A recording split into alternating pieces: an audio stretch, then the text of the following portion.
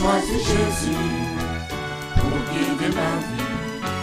Mon bien-aimé Jésus, il est à moi, je suis à lui. J'ai choisi Jésus pour guider ma vie. Mon bien-aimé Jésus, il est à moi, je suis à lui.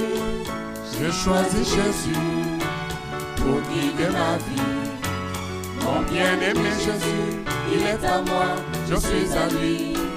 J'ai choisi Jésus pour guider ma vie. Mon bien-aimé Jésus, il est à moi, je suis à lui. En marchant dans les chemins, dans les rues, observant tous les... À partir du verset 11.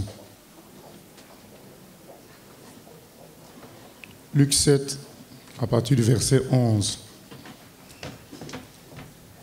Le jour suivant, Jésus alla dans une ville appelée Naïn.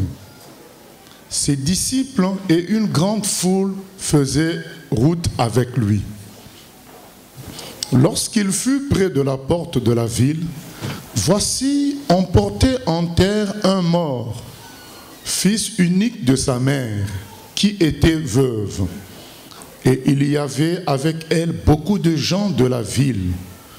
Le Seigneur, l'ayant vue, fut ému de compassion pour elle et lui dit, « Ne pleure pas. » Il s'approcha et toucha le cercueil. Ceux qui le portaient s'arrêtèrent. Il dit, « Jeune homme, je te le dis, lève-toi. » Et le mort s'assit et se mit à parler. Jésus le rendit à sa mère. Tous furent saisis de crainte et ils glorifiaient Dieu, disant, « Un grand prophète apparut parmi nous, et Dieu a visité son peuple. » Cette parole sur Jésus se répandit dans toute la Judée et dans tout le pays d'alentour. Nous prenons aussi Matthieu, chapitre 6, qui est notre passage de base. Matthieu 6. Matthieu 6, à partir du verset 9. Voici donc comment vous devez prier. Notre Père qui es aux cieux, que ton nom soit sanctifié, que ton règne vienne, que ta volonté soit faite sur la terre comme au ciel. Donne-nous aujourd'hui notre pain quotidien. Pardonne-nous nos offenses, comme nous aussi nous pardonnons à ceux qui nous ont offensés. Ne nous induis pas en tentation, mais délivre-nous du malin, car c'est à toi qu'appartiennent dans tous les siècles le règne, la puissance et la gloire. Amen. Nous voulons parler de la prière aujourd'hui. Le Seigneur veut qu'on prie, mais qu'on ne prie pas de n'importe quelle manière. Et dans le texte que nous venons de lire dans Matthieu 6, avant, le Seigneur parle des gens qui prient à la manière religieuse selon les hommes. Au verset donc 5, il dit, « Lorsque vous priez, ne soyez pas comme les hypocrites qui aiment à prier debout dans les synagogues et au coin des rues pour être vus des hommes. Je vous le dis en vérité, ils ont leur récompense.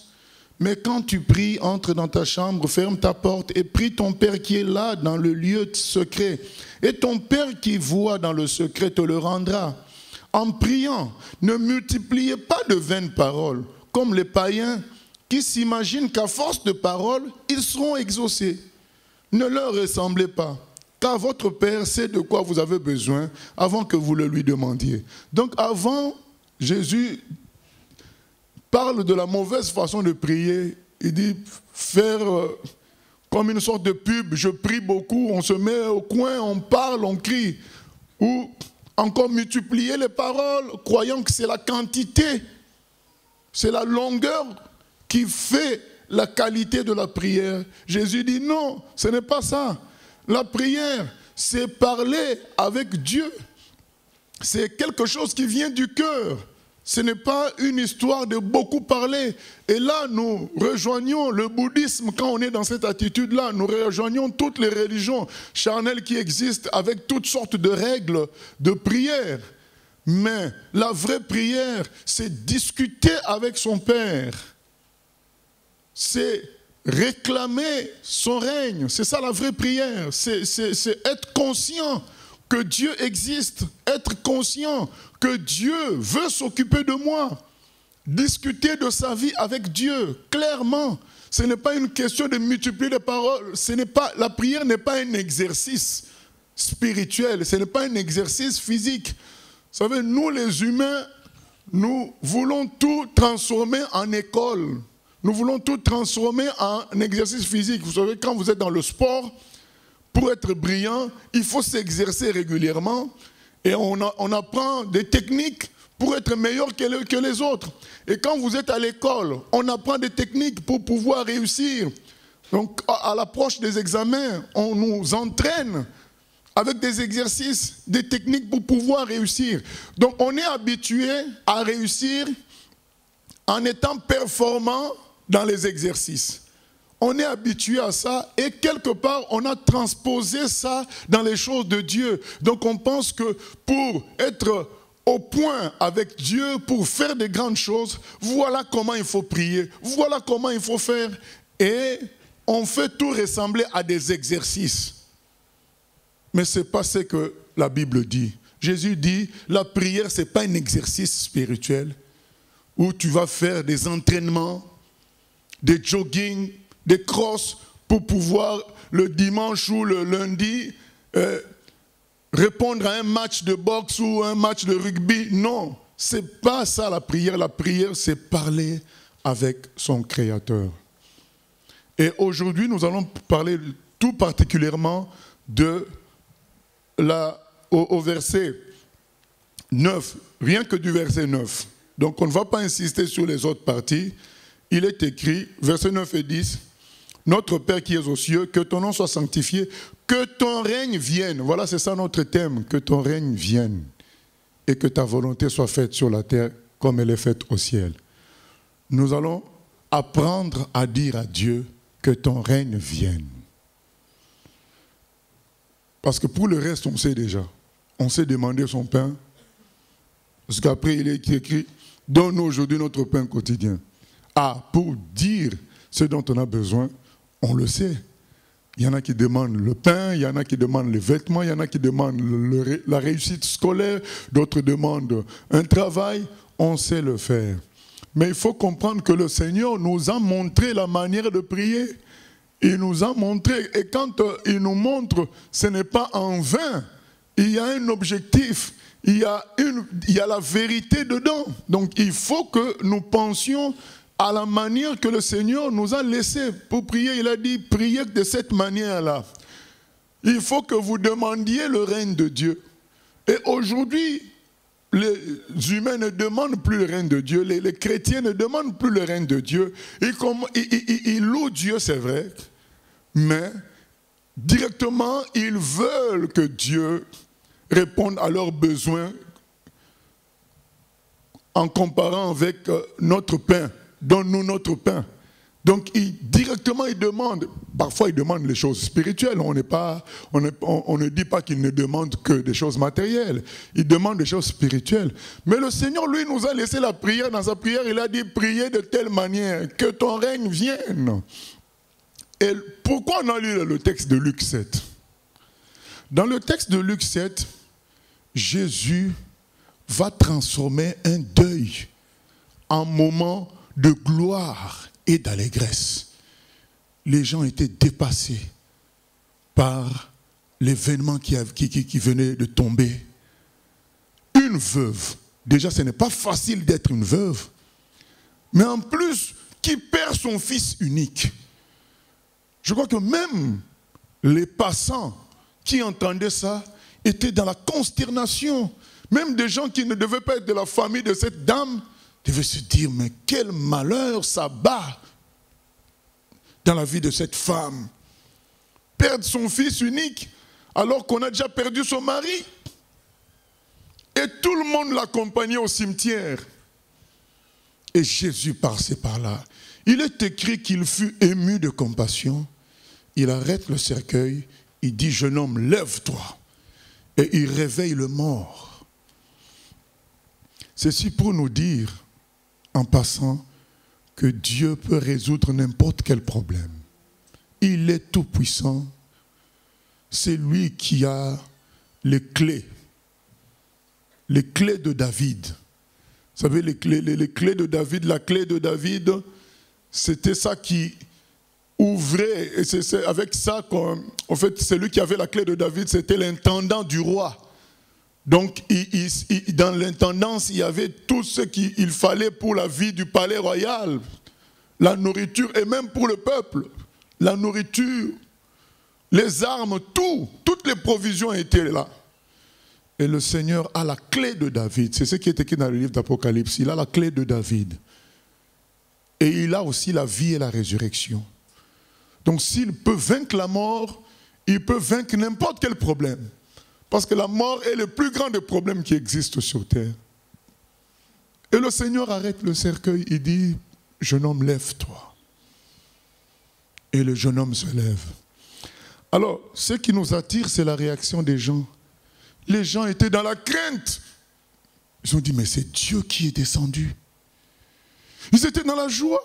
Et ils ont dit une phrase qui nous inspire. Dieu nous a visités.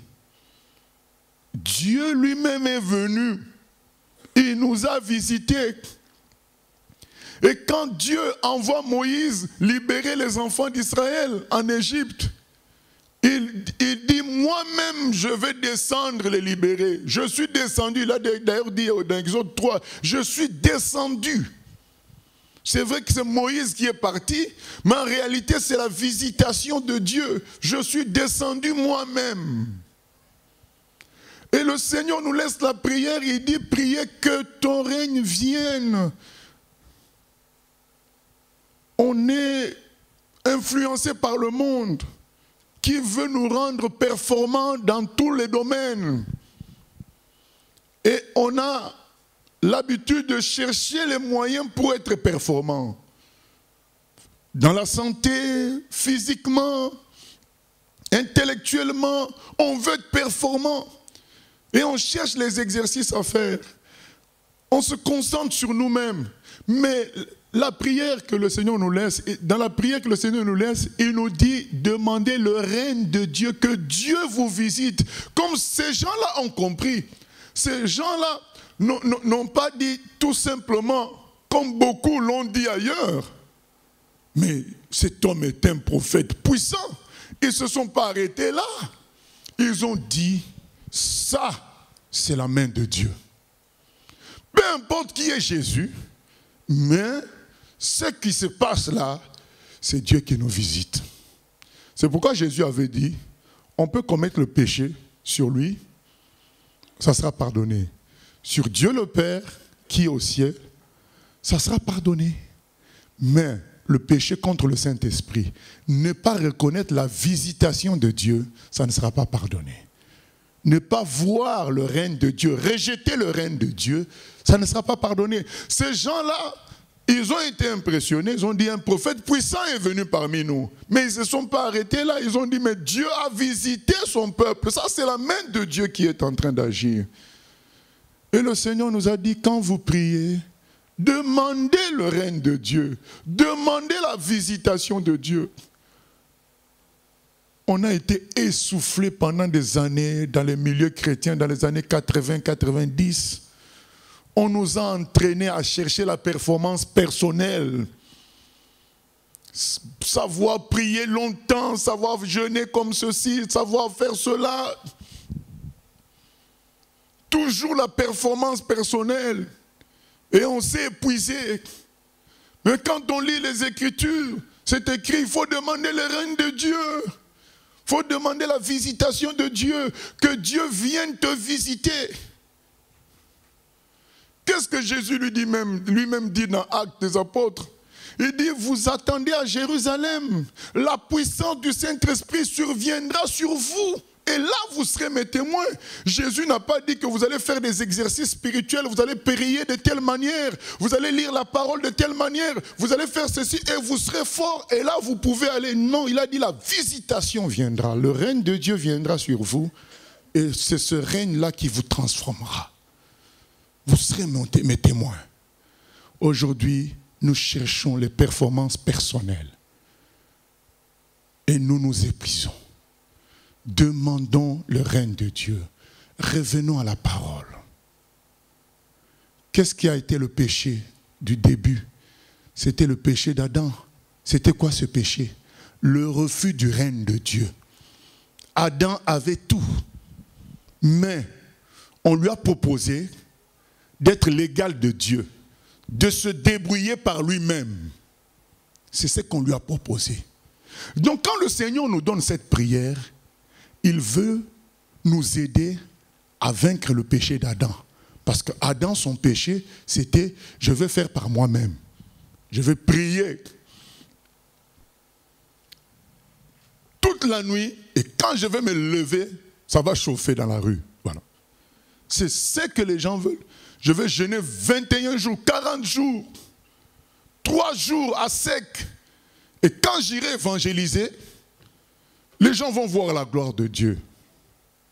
C'est ça que Adam a voulu. Se débrouiller par lui-même.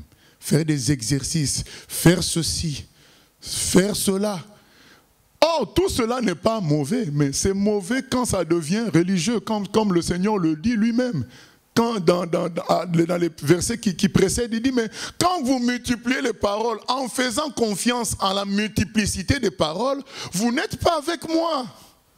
C'est les païens qui font ces choses-là. Quand vous faites la prière dans une logique de publicité, certains diront, mais moi je n'ai pas fait ça dans une logique de publicité, je ne me suis pas tenu au coin et en mettant de tenue spéciale pour prier. Mais tu te fais toi-même ta publicité à toi-même quand toi-même tu pries. Et bien aimé, j'en parle parce que ça nous est arrivé, ça m'est déjà arrivé.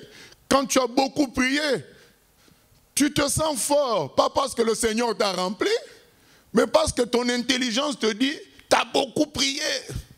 Donc tu as fait quelque chose de grand.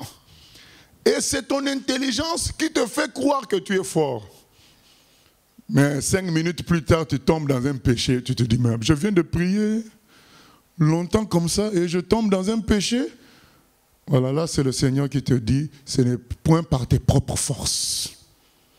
Ce ne sont pas tes longues prières, mais c'est moi qui peux te garder loin du mal. C'est moi qui peux te garder loin du péché. C'est moi qui peux t'exaucer. Et ces gens-là étaient simples pour reconnaître, d'accord, cet homme est un prophète puissant, mais là, ce que nous vivons, c'est Dieu qui nous a visités.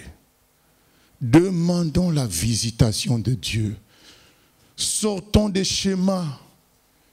Demandons le règne de Dieu. Sortons de la logique de performance personnelle. Ça, c'est le péché d'Adam. Adam a voulu se débrouiller par lui-même. Et le Seigneur, quand il nous donne cette prière, il veut nous sortir de ce péché parce que ce péché nous détruit. Vouloir se débrouiller par soi-même, faire par son intelligence, faire selon sa logique. Il dit, demandez le règne de Dieu d'abord, afin que sa volonté soit faite comme elle est faite au ciel. Combien de fois nous souffrons de voir autour de nous des malheurs, de voir autour de nous de l'incrédulité. À la télé, n'en parlons pas. Combien de fois nous souffrons de voir qu'aujourd'hui il y a le mariage homosexuel, de voir qu'aujourd'hui on autorise l'euthanasie. On souffre de cela. Il y a le commerce des enfants, le commerce des femmes. On souffre de voir tout ça. On souffre de voir l'ingratitude des humains vis-à-vis de Dieu. Des gens qui oublient qu'ils ont été créés. Et on veut que cela change. Mais ça ne peut changer que par la visitation de Dieu. Par le règne de Dieu. Et le Seigneur nous dit, quand vous dites, quand vous priez, dites que le règne de Dieu vienne. C'est d'abord une solution pour nous-mêmes. D'abord, toi-même, sors-toi de ton problème.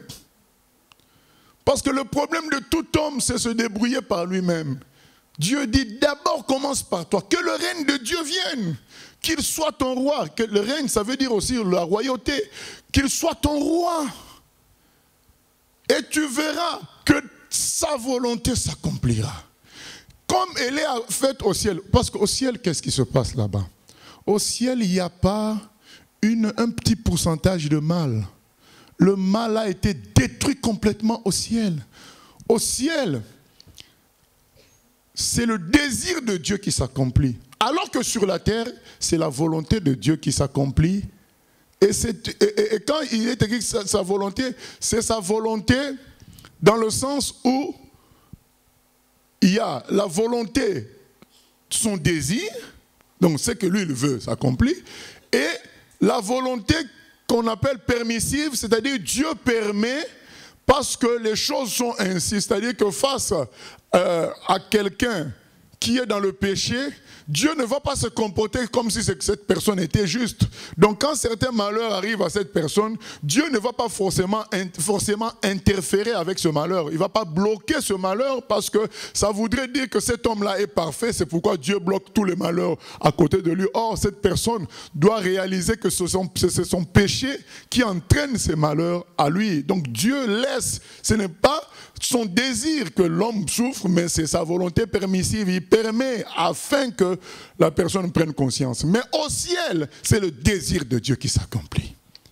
Donc, or le désir de Dieu, c'est quoi? C'est que tout le monde soit sauvé, tout le monde soit heureux, tout le monde soit en paix avec lui, réconcilié avec lui, marche avec lui.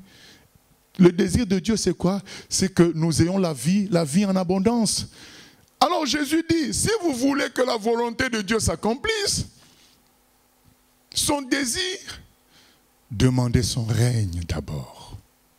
Demandez sa visitation. Et soyez prêts à être soumis à son règne, à sa visitation. C'est ça, la logique de la prière. On vient devant Dieu, on dit à Dieu, Seigneur, j'ai des envies, j'ai des pensées, mais je ne veux pas de ces envies, ni de ces pensées. Je veux que ton règne, seule ta logique s'impose sur moi. Conduis-moi et que ta volonté s'accomplisse. Là, Dieu va nous visiter. C'est la condition. Que ton règne vienne. Demandons le règne de Dieu. Élie s'est retrouvé devant 450 prophètes de Baal. Lui, il était tout seul. Il y avait une question qui se posait. Qui était le vrai Dieu? Le Dieu d'Israël, dont Élie était le serviteur, ou Baal? Aujourd'hui, la question se pose encore. Qui est le véritable Dieu? Le Dieu, le Père de Jésus, ou bien Satan, qui domine sur le monde avec l'argent, les armes, toutes sortes de manipulations, qui a pris la télé en otage, qui a pris l'éducation nationale en otage, qui domine? La question se pose encore. Mais Élie, qu'est-ce qu'il a fait? Élie n'a pas demandé à être performant personnellement. Il a dit, Seigneur, je vais te faire un sacrifice. Je vais restaurer ton autel. Donc l'autel, c'était la preuve que Dieu était le véritable Dieu.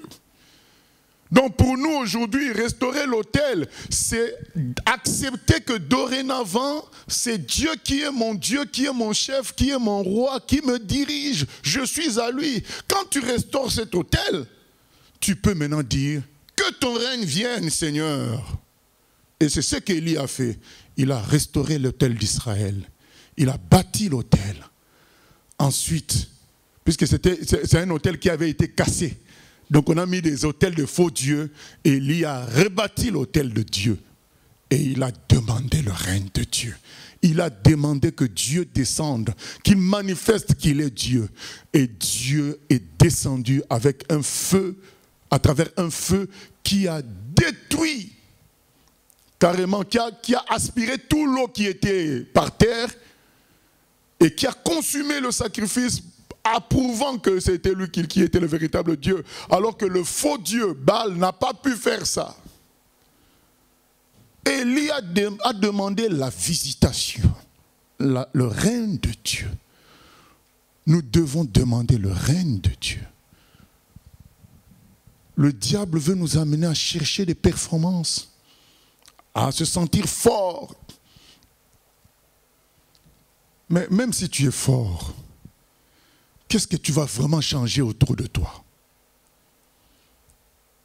Mais quand Dieu descend, tu deviens un spectateur de la gloire de Dieu. Tu vois comme un spectateur ce qu'il fait. Par toi-même, même ce que toi-même tu fais, tu en deviens spectateur parce que tu n'as pas prévu. Est-ce que Paul avait prévu que ses vêtements allaient guérir les gens? Non. Paul n'était même plus à cet endroit-là, mais les gens ont pris les vêtements que Paul avait oubliés. Ils se sont mis dans leur maladie et ils étaient guéris. Ils se sont posés sur leur partie de corps qui avait des problèmes et ils étaient guéris. C'est ça la visitation de Dieu, le règne de Dieu. Est-ce que Pierre savait que son ombre allait guérir les gens? Pas du tout. Lui, il marchait comme vous et moi, mais lorsque son ombre touchait un malade, le malade était guéri. C'est parce que ces gens-là avaient demandé le règne de Dieu. Nous allons lire dans Actes des Apôtres, au chapitre 4.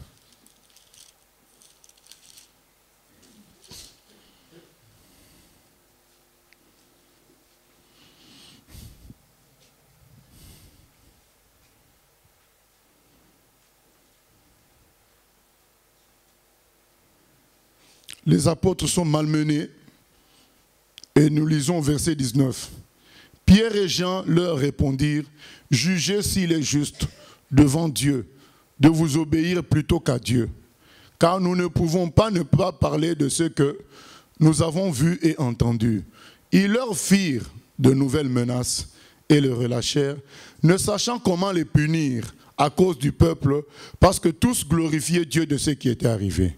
Car l'homme qui avait été l'objet de cette guérison miraculeuse était âgé de plus de 40 ans. Donc les apôtres sont persécutés par les gens qui étaient anti-Dieu. Verset 23. Après avoir été relâchés, ils allèrent vers les leurs et racontèrent tout ce que les principaux sacrificateurs et les anciens leur avaient dit. Lorsqu'ils l'eurent entendu, ils élevèrent à Dieu la voix tous ensemble et dirent, « Seigneur, toi qui as fait le ciel, la terre, la mer et tout ce qui s'y trouve, c'est toi qui as dit par le Saint-Esprit, par la bouche de notre Père, ton serviteur David. Pourquoi ce tumulte parmi les nations et ces vaines pensées parmi les peuples? Les rois de la terre se sont soulevés et les princes se sont ligués contre le Seigneur et contre son oint. En effet, contre ton saint serviteur Jésus, que tu as oint, Hérode et Ponce Pilate se sont ligués dans cette ville avec les nations et avec les peuples d'Israël, pour faire tout ce que ta main et ton conseil avaient arrêté d'avance. Et maintenant, Seigneur, vois leurs menaces et donne à tes serviteurs d'annoncer ta parole avec une pleine assurance, en étendant ta main pour qu'ils se fassent des guérisons, des miracles et des prodiges par le nom de ton saint serviteur Jésus. Quand ils eurent prié, le lieu où ils étaient assemblés trembla. Ils furent tous remplis du Saint-Esprit et ils annonçaient la parole de Dieu avec assurance. Amen. Ils ont dit, Seigneur, on nous met la pression. Seigneur, on nous menace. Alors nous te demandons ton règne. Visite-nous. Étends ta main. Ils n'ont pas dit, nous voulons être forts. Ils disent, Seigneur, étends ta main, viens agir, bien-aimé. Sortons du péché d'Adam. Ne continuons pas à diriger nos vies. C'est le moment de dire, Seigneur, viens agir. Mais pourquoi on a du mal à le dire? Parce qu'on aime tellement nos propres idées. On aime tellement nos propres logiques. Et on a l'impression que le Seigneur va venir nous entraîner dans autre chose. Mais c'est vrai, c'est écrit aussi dans Ésaïe 55, que nos pensées ne sont pas les pensées de Dieu. Effectivement, quand le Seigneur vient dans notre vie, il ne va pas nous mettre la pommade. Il va nous amener dans sa volonté, parce qu'il sait que dans sa volonté, c'est là que se trouve notre gloire, la puissance, la protection. On va arriver au but à coup sûr dans sa volonté, même si au début ça peut nous déplaire sa volonté, mais il sait que c'est là, sur ce chemin-là que se trouve notre vrai bonheur. Et on a du mal à dire que ton règne vient, Seigneur. Parce qu'on sent bien que quand on dit ce mot-là, ça voudrait dire que seul Dieu va faire sa volonté dans ma vie. Et on commence à voir que, pour tel chemin, c'est sûr qu'il sera contre. Pour tel autre, il ne sera pas trop pour. Et tout cela se passe très vite. Et on préfère se ressaisir et prier autrement. Aujourd'hui, le défi, c'est de dire, Seigneur, j'abandonne tout. Je refuse désormais de me diriger. Il y a un serviteur de Dieu. Il était déjà serviteur travaillant dans la moisson. Ça faisait un certain nombre d'années, mais il n'était pas encore marié.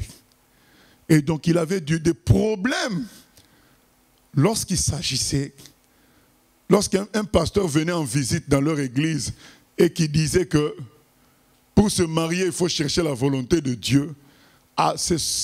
Donc il aimait la volonté de Dieu pour tout, sauf pour ce problème-là. Donc quand un pasteur venait prêcher sur la volonté de Dieu et qu'il citait un tout petit peu le mariage, sa journée était gâchée. Parce qu'il se disait, si la volonté de Dieu doit s'appliquer pour mon future femme, Dieu risque de me donner quelqu'un de moche, juste vraiment pour voir si je suis spirituel. Dieu risque de me donner quelqu'un en problème. Dieu risque de me donner une infirme, juste pour... Donc, il s'imaginait que Dieu va donc lui faire quelque chose. Et il se dit, mais vivre avec une telle femme toute ma vie. Donc il réfléchissait à ça. Et dès que quelqu'un venait prêcher sur la volonté de Dieu et qu'on touchait un peu au mariage, on avait gâché sa journée. Même pas sa journée. Pendant 2 semaines environ, il était froid. Parce qu'il avait du mal à... Et il se disait, Dieu va me donner quoi? Donc lui-même, sa future femme allait être une surprise pour lui-même. Alors lui, il ne voulait pas cette surprise. Il voulait choisir. Voilà. Il ne voulait pas la surprise de Dieu. Alors moi, je nous conseille aujourd'hui, vaut mieux la surprise de Dieu que notre choix. Parce que la surprise de Dieu, c'est pour notre bonheur. Dieu connaît l'avenir. Il sait qu'est-ce qui est bien pour nous. C'est pour nous dire, bien-aimés, que comme ce frère-là, beaucoup de chrétiens aujourd'hui ont du mal à dire que ton règne vienne. Ils sentent bien en eux que certains de leurs projets risquent d'être mis à mal. Ils préfèrent faire d'autres prières. Et puis ils se disent, bon, ça va. J'ai fait 1h15 de prière, c'est bon. Je suis un bon chrétien. Mais est-ce que tu as demandé le règne de Dieu? Est-ce que tu as demandé que Dieu gère ta vie? Voilà. Est-ce que tu as demandé? Il y en a qui sentent bien que s'ils demandent ça, Dieu me demandera d'aller dire pardon. Donc, ils font en sorte que dans la prière, ils ne pensent pas. Ils vont prier pour autre chose. Et quand ça fait 1h30, bon, c'est bon. J'ai rempli mon quota. Mais Jésus nous dit dans Matthieu 6 que ça n'a pas d'effet. Ce qui est important, c'est de dire que ton règne vienne. Dieu, sois mon roi. Gère ma vie. Et pas seulement ça, visite-nous. Dans le règne vienne, que ton règne vienne, il y a le visite-nous. Il n'y a pas seulement sois notre roi. Ça va ensemble. Visite-nous. Bien-aimés, demandons la visitation de Dieu. Demandons son action. Soyons francs avec lui, comme Gédéon a été franc avec lui. Nous lisons Genèse 6, Juge 6 plutôt.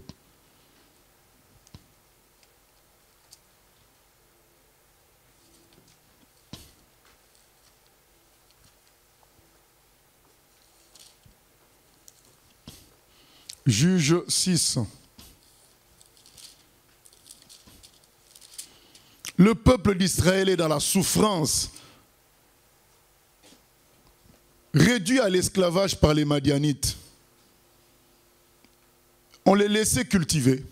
Et dès qu'il y avait la moisson, les Madianites venaient récolter. On les laissait avancer. Et dès qu'ils commençaient à prospérer, les Madianites venaient tout prendre. Et Gédéon va parler au Seigneur, à partir du verset 11. Puis vint l'ange de l'Éternel, et il s'assit sous le térébinthe d'Ophra, qui appartenait à Joas, de la famille d'Abiézer. Gédéon, son fils, battait du froment au pressoir, pour le mettre à l'abri de Madian. L'ange de l'Éternel lui apparut et lui dit, « L'Éternel est avec toi, vaillant héros. » Gédéon lui dit, « Ah, mon Seigneur, si l'Éternel est avec nous, pourquoi toutes ces choses nous sont-elles arrivées? Et où sont tous ces prodiges que nos pères nous racontent quand ils disent, l'Éternel ne nous a-t-il pas fait monter hors d'Égypte? Maintenant l'Éternel nous abandonne et il nous livre entre les mains de Madian. » L'Éternel se tourna vers lui et dit, « Va avec cette force que tu as et délivre Israël de la main de Madian. N'est-ce pas moi qui t'envoie? » Gédéon lui dit, « Ah, mon Seigneur, avec quoi délivrerai-je Israël? Voici ma famille est la plus pauvre en Manassé, et je suis le plus petit dans la maison de mon père. » L'Éternel lui dit, « Mais je serai avec toi, et tu battras Madian comme un seul homme. » Amen. Dieu lui dit, « C'est moi-même qui vais descendre. Donc toi, tu n'es qu'une étiquette. Mais c'est moi qui vais descendre et je vais libérer à travers toi, Madian. » C'est ça la prière que nous devons faire.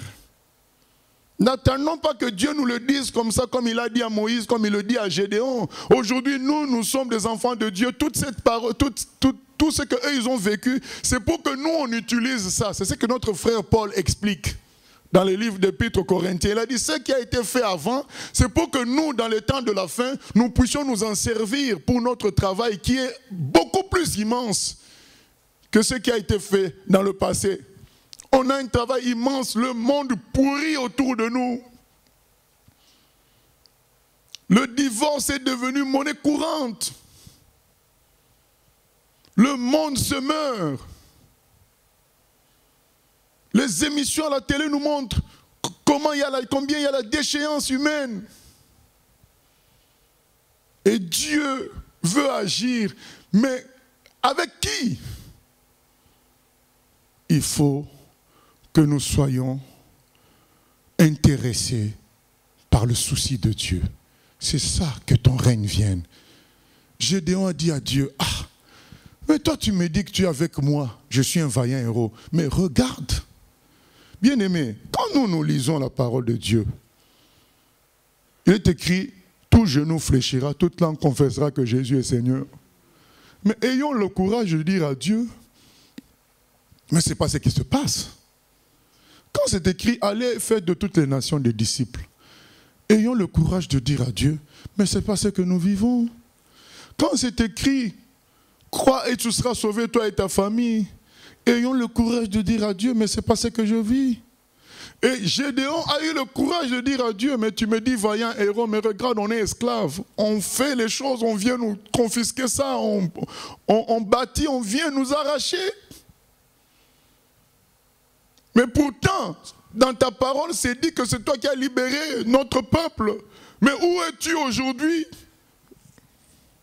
Dieu lui dit, comme tu as le souci de voir ton peuple libéré à cause de moi, parce que Gédéon dit, mais c'est toi qui avais libéré nos ancêtres.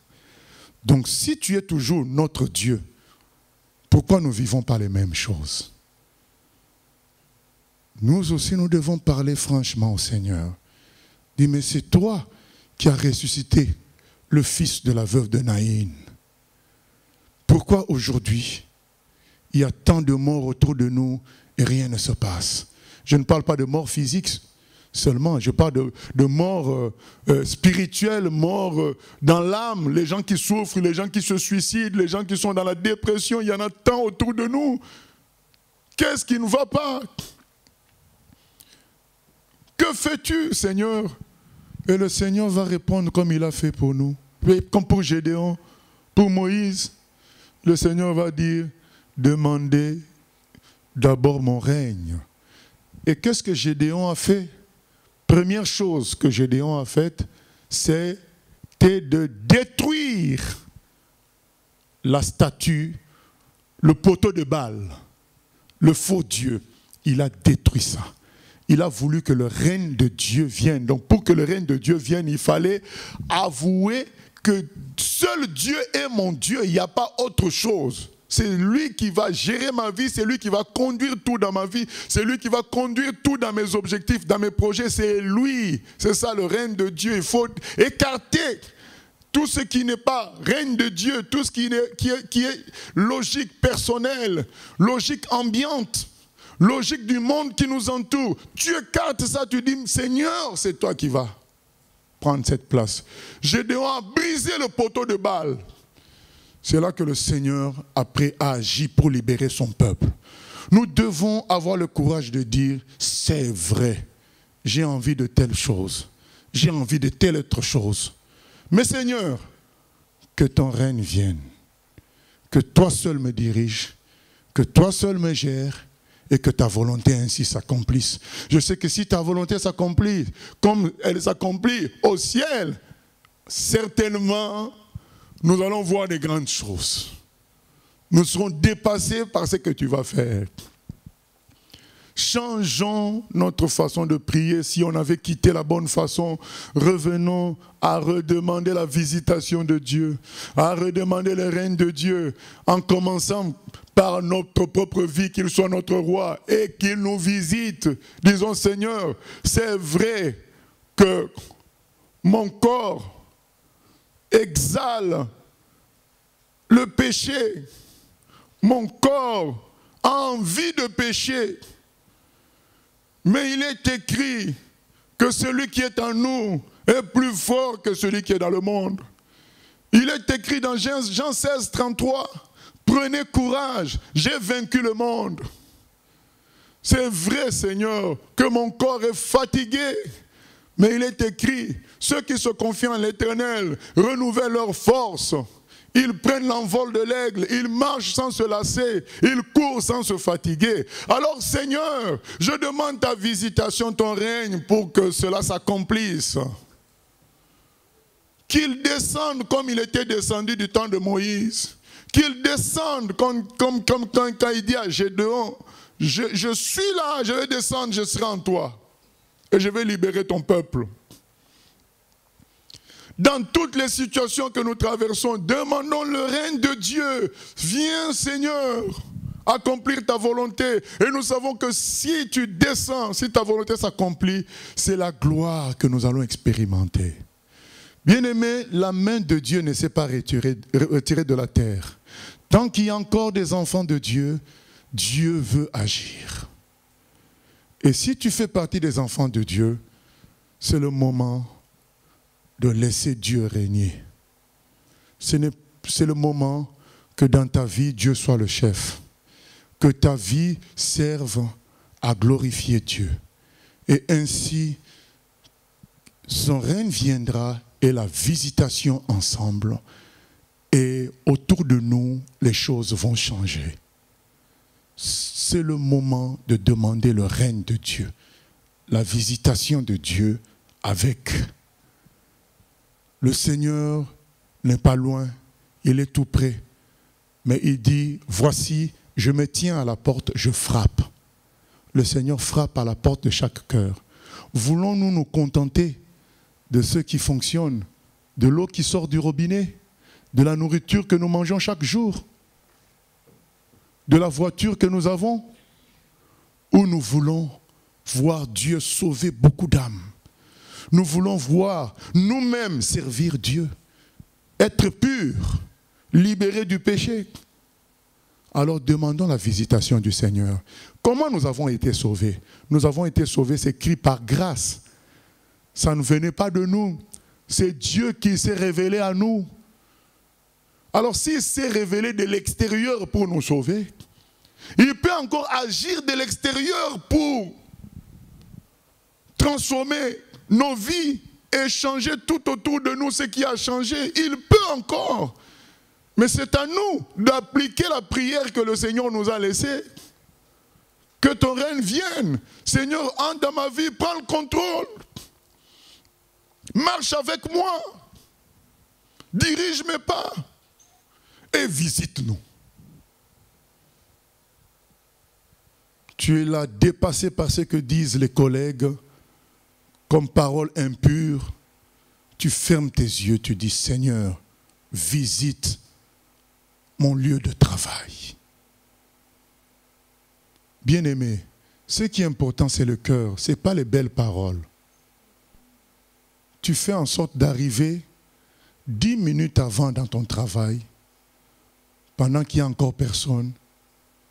Tu te mets à genoux quelque part, tu dis Seigneur, visite notre travail. Vous savez ce qui nous freinait? Parce qu'on se disait, mais quelle parole je veux dire qui va vraiment bouger Dieu? Qu'est-ce que je peux dire, je peux faire pour vraiment changer la situation? Et on cherchait quelle belle parole on va dire. Alors, le Seigneur nous dit, priez de cette manière, que ton règne vienne. Le Seigneur nous a aidés à prier. Allons-nous refuser encore l'aide du Seigneur? Pour nous débrouiller une fois de plus comme Adam par nous-mêmes? Je nous propose d'accepter l'aide du Seigneur.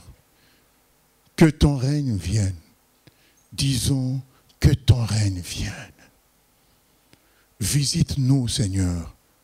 Gédéon a réclamé la même chose. Il a dit, tu as visité nos ancêtres, nos pères, tu les as visités en Égypte. Alors, Seigneur, visite-nous également. C'est ce que Gédéon a dit à Dieu. Sans cesse, nous parlons de l'église primitive, église primitive, église primitive. C'est devenu même des théories doctrinales. Pourquoi tant de théories alors qu'il suffit simplement de dire, Seigneur, comme Gédéon, tu avais visité les Paul, les Pierre, tu les avais visités. Visite-nous aussi. Mais le Seigneur va nous dire aussi, est-ce que vous êtes prêts à ce que je vous visite? Si vous êtes prêts, vous devez me laisser toute autorité sur votre vie. Le Seigneur avait dit à Pierre, quand tu étais jeune, tu te mettais la ceinture et tu allais où tu voulais. Mais quand tu seras vieux, quelqu'un d'autre te mettra la ceinture, il t'amènera où tu ne voudras pas. Donc quand on demande la visitation du Seigneur, nous devons accepter que lui nous porte et nous amène parfois où nous ne voulons pas. Mais à chaque fois, nous allons expérimenter sa gloire, sa puissance. Nous allons voir des choses qui vont nous consoler du fait que nous ne gérons plus nous-mêmes notre vie. Ces choses-là vont nous consoler. Vous savez, quand les apôtres avaient tout quitté. Suivre Jésus, ce n'était pas une mince affaire.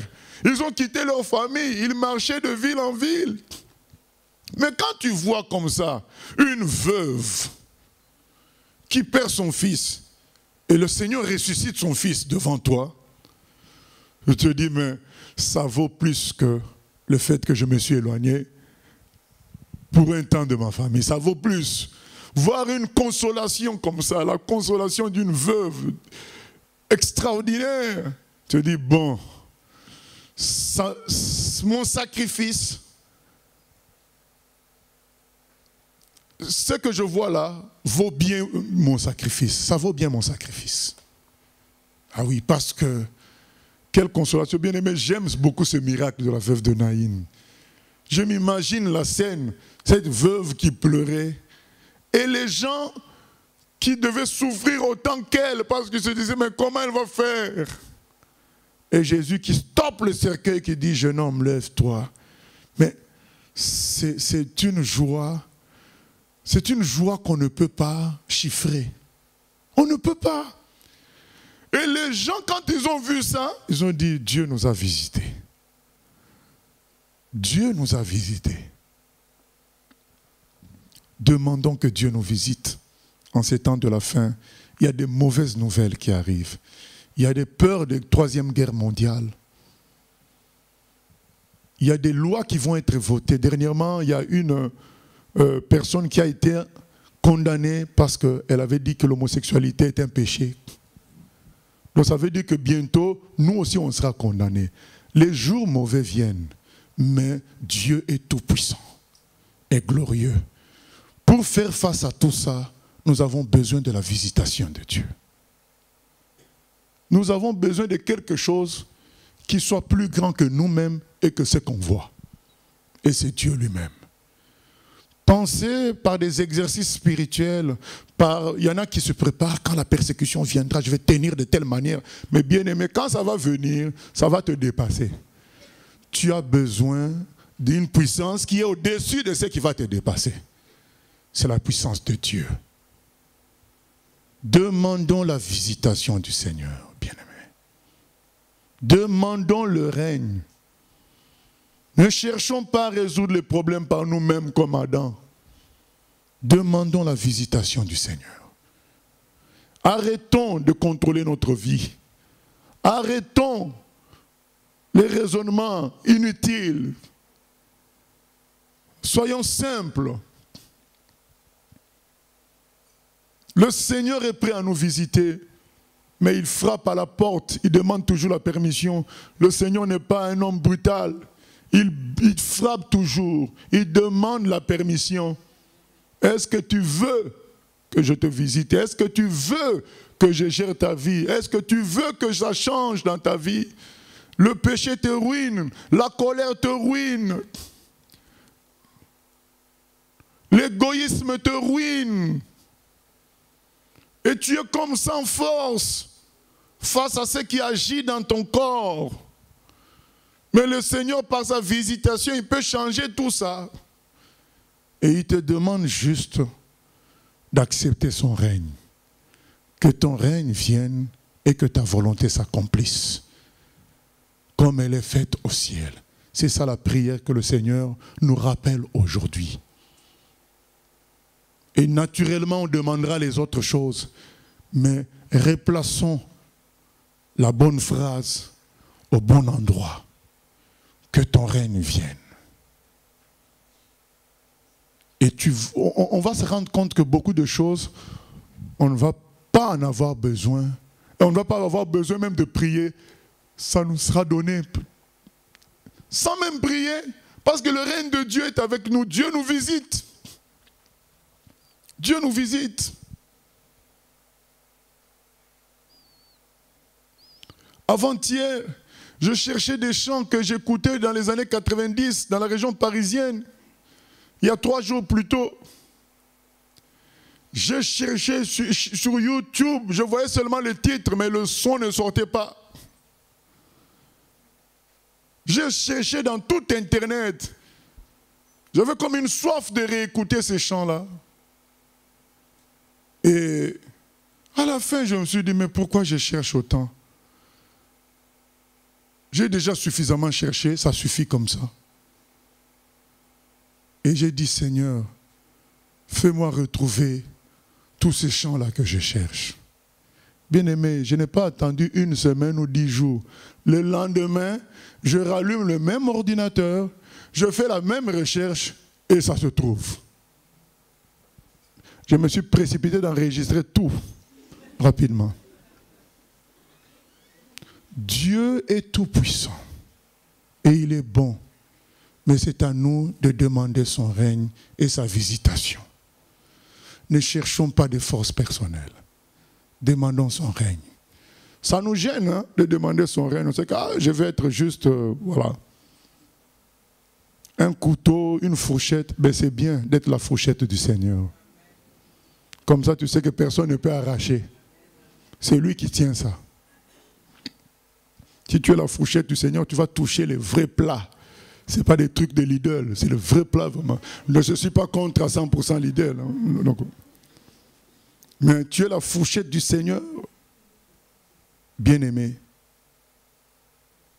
Mais comme ça, la gloire va revenir à lui tout seul. Et quand les choses se feront, vous avez vu ces gens-là, j'aime beaucoup les gens qui sont simples. Ce n'est pas des gens qui connaissent beaucoup la parole de Dieu. Les gens qui ont vécu l'histoire de Luc 7. Nous allons clôturer avec ça. Ce n'est pas des gens qui ont fait 5 ans, 10 ans d'études. Mais ils ont compris que là, il nous a visités. Voilà. Ils n'ont pas fait de calculs, comment on obtient tel miracle. Ils ont vu que là, il nous a visités. Luc chapitre 7. Le jour suivant, verset 11, Jésus alla dans une ville appelée Naïn. Ses disciples et une grande foule faisaient route avec lui. Lorsqu'il fut près de la porte de la ville, voici on portait en terre un mort, fils unique de sa mère, qui était veuve, et il y avait avec elle beaucoup de gens de la ville. Le Seigneur l'ayant vue, fut ému de compassion pour elle, et lui dit, ne pleure pas. Il s'approcha et toucha le cercueil. Ceux qui le portaient s'arrêtèrent. Il dit, jeune homme, je te le dis, lève-toi. Et le mort s'assit et se mit à parler. Jésus le rendit à sa mère. Tous furent saisis de crainte et ils glorifiaient Dieu, disant, un grand prophète apparut parmi nous et Dieu a visité son peuple. Et Dieu a visité son peuple. J'aime beaucoup cette phrase. Dieu a visité. Il est venu. Et nous lisons Ésaïe 35. Bien-aimés, aujourd'hui, je nous demande à tous d'exprimer une grande soif, de dire, Seigneur, c'en est trop de voir que les gens souffrent et on ne leur apporte rien. Bien aimé, je ne suis pas en train de dire que tout le monde va se convertir, tout le monde va changer. Mais au moins, Dieu va nous visiter et ceux qui accepteront recevront Dieu.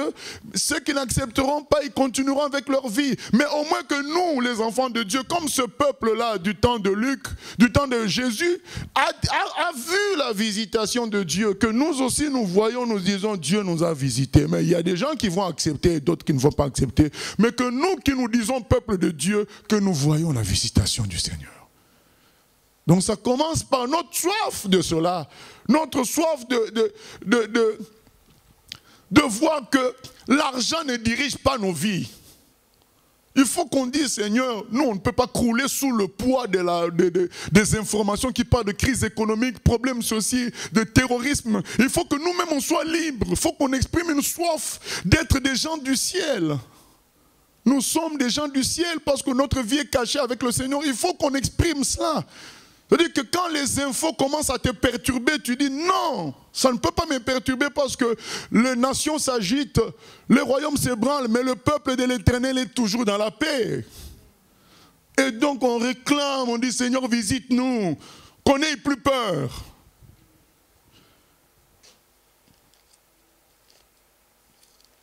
Nous allons lire, bien-aimés, Ésaïe 35.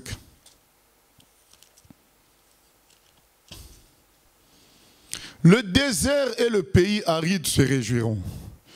La solitude s'égayera et fleurira comme un narcisse. Elle se couvrira de fleurs et tressaillira de joie. Avec chant d'allégresse et cris de triomphe, la gloire du Liban lui sera donnée. La magnificence du Carmel et de Saron. Ils verront la gloire de l'Éternel. La magnificence de notre Dieu. Fortifiez les mains languissantes et affermissez les genoux qui chancellent.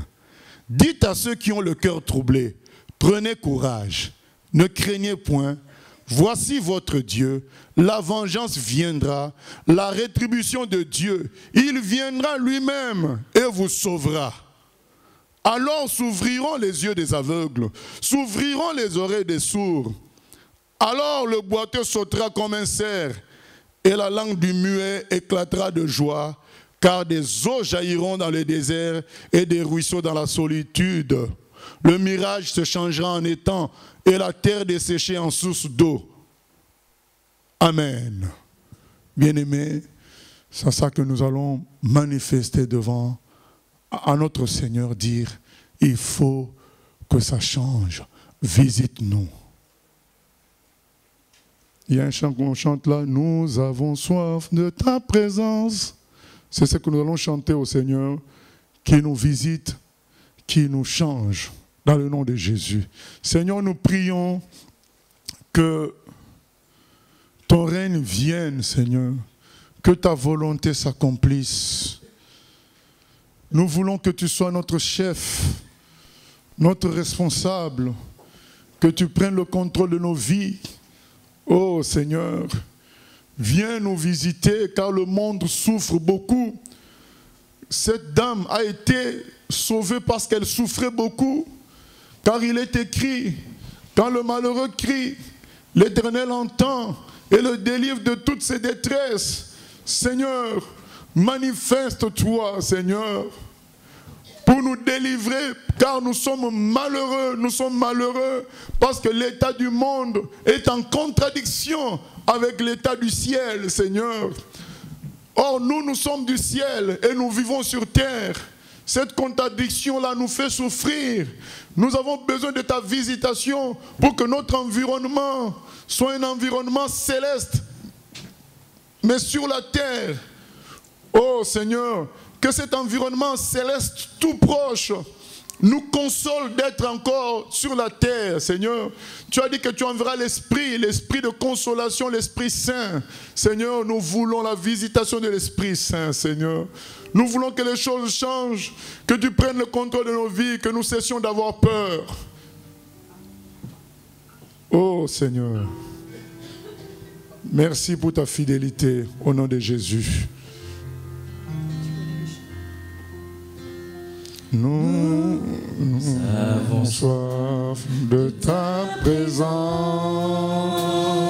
ô Saint-Esprit, viens, souffle sur nos vies, embrase nos cœurs, ô Seigneur, aide-nous à discerner ta volonté. Viens, viens, Esprit de Dieu, nous t'invitons. Reviens-nous, remplis-nous de ta sainte présence. Au travers de nous, tu puisses agir avec puissance pour confirmer les paroles que nous allons annoncer. Nous allons monter de tonalité, on va en sol. Nous avons soif de ta présence, ô Saint-Esprit, viens, souffle sur nos vies, purifie nos cœurs, ô Seigneur, aide-nous à toujours plus te ressembler. Viens, viens, Esprit de Dieu, nous t'invitons. Reviens-nous, remplis-nous de ta sainte présence. Au travers de nous, tu puisses agir avec puissance pour confirmer les paroles que nous allons annoncer. Nous avons soif. Nous avons de ton réveil, de ton réveil. Ô Saint-Esprit, viens sur notre pays. Nous voulons voir des milliers d'hommes chanter ensemble. Jésus est Seigneur. Viens, viens, Esprit de Dieu, nous t'invitons. Reviens-nous, remplis-nous de ta sainte présence. Au travers de nous, tu puisse agir avec puissance pour confirmer les paroles que nous allons annoncer. Oui, Seigneur, viens, nous t'invitons. Par ton esprit, te saisir de nous. Réveiller les morts, Seigneur.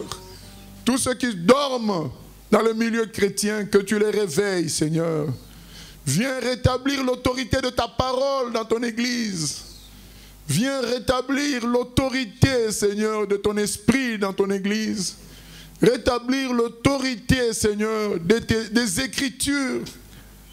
Comme Élie avait redressé ton autel, que l'autorité des Écritures soit redressée au milieu des chrétiens, que les chrétiens apprennent à vivre selon ce qui est écrit, afin que tu viennes, Seigneur, embraser ces paroles pour leur donner ta puissance qui transforme, qui change tout autour. Manifeste-toi, Seigneur. Notre âme te désire encore aujourd'hui, au nom de Jésus. Mon âme te désire chaque jour, et mon esprit au-dedans de moi te recherche diligemment. Mon identité se trouve en toi, Seigneur. Voilà pourquoi le désir de notre cœur est après ton nom. Mon âme te désire chaque jour, et mon esprit au-dedans de moi. Mon esprit te recherche, diligemment. Diligemment, mon identité se trouve en toi, Seigneur. Voilà pourquoi le désir de notre cœur est après ton nom. Mon âme te désire chaque jour, et mon esprit au-dedans de moi. Mon esprit te recherche, diligemment. Diligemment. Mon identité se trouve en toi, Seigneur. Voilà pourquoi le désir de notre cœur est après ton nom. Mon âme te désire. Mon âme te désire chaque jour, et mon esprit au-dedans de moi. Mon esprit te recherche, diligemment. Diligemment. Mon identité se trouve en toi, Seigneur. Voilà pourquoi le désir de notre cœur est après ton nom. Mon âme te désire chaque jour, et mon esprit au-dedans de moi. Mon esprit te recherche, diligemment. Diligemment. Mon identité se trouve en toi, Seigneur. Voilà pourquoi le désir de notre cœur est après ton nom. Notre âme a soif de toi, Seigneur. Nous voulons marcher comme Enoch avait marché sur terre, jusqu'au point d'être enlevé par toi. Nous voulons marcher comme toi-même a fonctionné sur terre, Jésus. Comme toi-même. En communion avec notre Papa. Vivre sur terre comme des représentants du ciel, censés apporter la lumière et le sel qui vont rendre le pays habitable. Manifeste-toi, ô Seigneur, et change notre existence, change notre vie. Embrase-nous par ton esprit et que tout soit transformé en nous et autour de nous, Seigneur. Nous nous attendons à toi, ô Père éternel. Béni soit ton nom, Seigneur.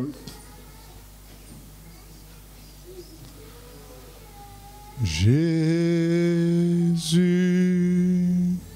l'ami de mon âme, ton regard est un feu dévorant. Tu es mon Jésus-Christ. Jésus, laisse-moi te dire, Laisse-moi te dire, je voudrais te suivre chaque jour. Car d'âge en âge, tu es le maître de l'histoire. Dans tout le temps, nul n'est semblable à toi. Toi l'alpha et l'oméga, tu m'as aimé. Et je vivrai l'éternité avec toi. Tout parle de toi. Tout parle de toi, mon Jésus,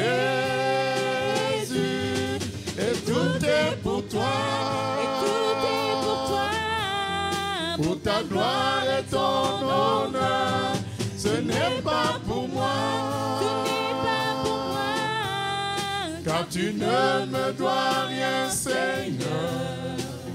Oui, toi seul est Dieu, et je me soumets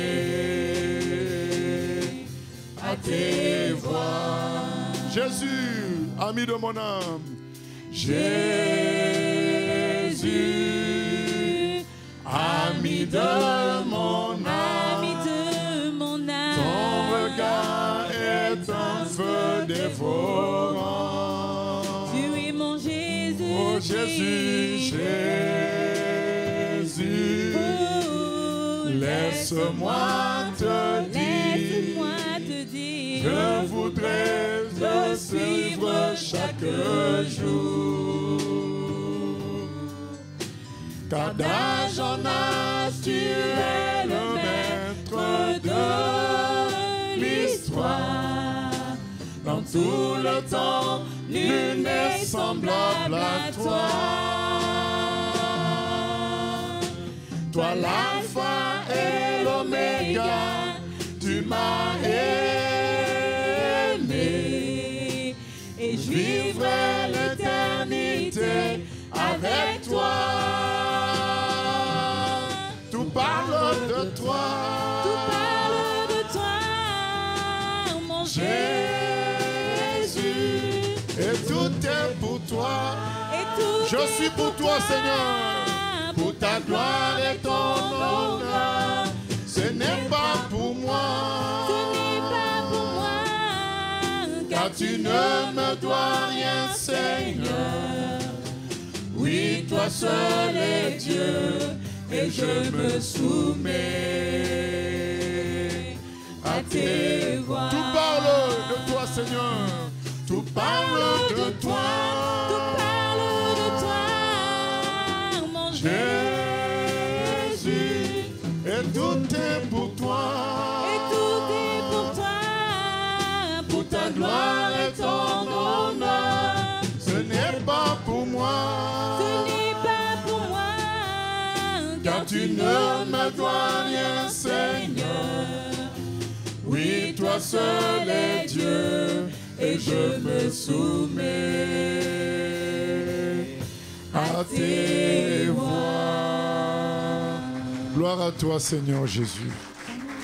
Nous nous soumettons à tes voies et nous te laissons nous porter pour nous amener de gloire en gloire à ton service. Et tout ça pour la gloire de notre Père qui veut que nous portions du fruit et que lui soit glorifié. Merci Jésus. Amen.